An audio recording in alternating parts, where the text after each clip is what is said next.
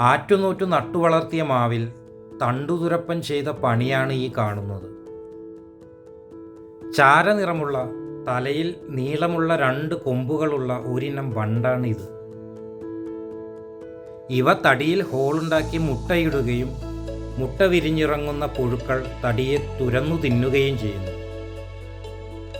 തടി തുരക്കുമ്പോൾ ഉണ്ടാകുന്ന വേസ്റ്റ് ഇവ തടിയുടെ പുറത്തേക്ക് തള്ളുന്നു. ഇങ്ങനെയുള്ള മാവിനെ എങ്ങനെ രക്ഷിച്ചെടുക്കാമെന്ന് നമുക്ക് നോക്കാം.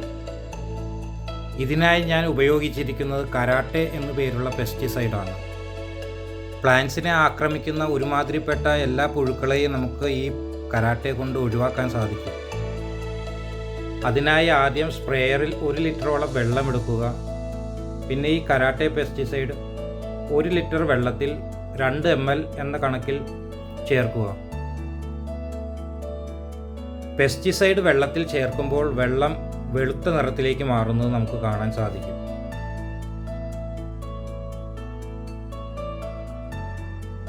പെസ്റ്റിസൈഡ് ഒഴിച്ചതിന് ശേഷം സ്പ്രേയർ നല്ല രീതിയിൽ ഷെയ്ക്ക് ചെയ്യുക.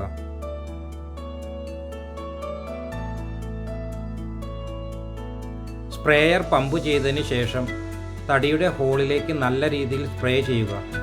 സ്പ്രേയറിലെ പെസ്റ്റിസൈഡ് തണ്ടുതുരപ്പൻ്റെ പുഴുക്കളെ നശിപ്പിക്കുന്നതിന് വേണ്ടിയാണ് ഇങ്ങനെ ചെയ്യുന്നത്.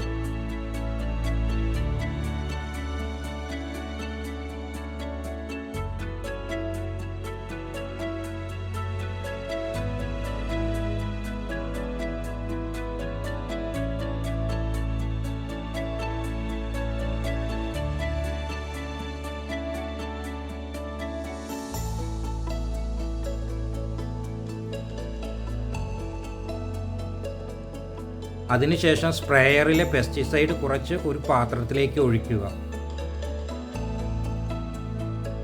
പിന്നീട് കുറച്ച് പഞ്ഞിയെടുത്ത് ഈ പെസ്റ്റിസൈഡിൽ നല്ല രീതിയിൽ മുക്കിയെടുക്കുക.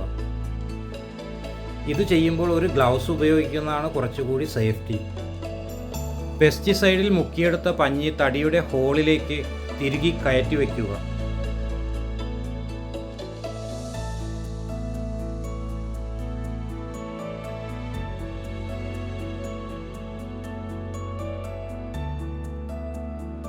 ഹോളെല്ലാം നന്നായി അടച്ചതിന് ശേഷം കുറച്ച് മണ്ണ് കുഴച്ചെടുത്ത് ഹോളിൻ്റെ പുറം ഭാഗത്ത് തേച്ച് പിടിപ്പിക്കുക.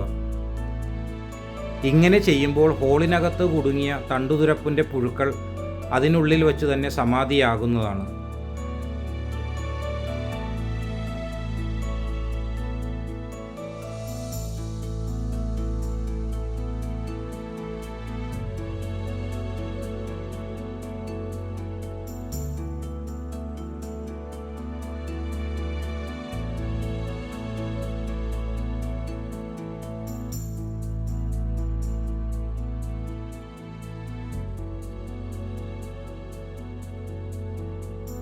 മരത്തിൻ്റെ തടിയിൽ കോപ്പർ ഓക്സിക്ലോറൈഡോ സാഫോ തേച്ചു പിടിപ്പിച്ചാൽ ഫംഗൽ ഇൻഫെക്ഷനിൽ നിന്നും തണ്ടുതുരപ്പൻ്റെ ആക്രമണത്തിൽ നിന്നും മറ്റു കീടാക്രമണത്തിൽ നിന്നും തടിയെ നമുക്ക് രക്ഷിക്കാൻ സാധിക്കും.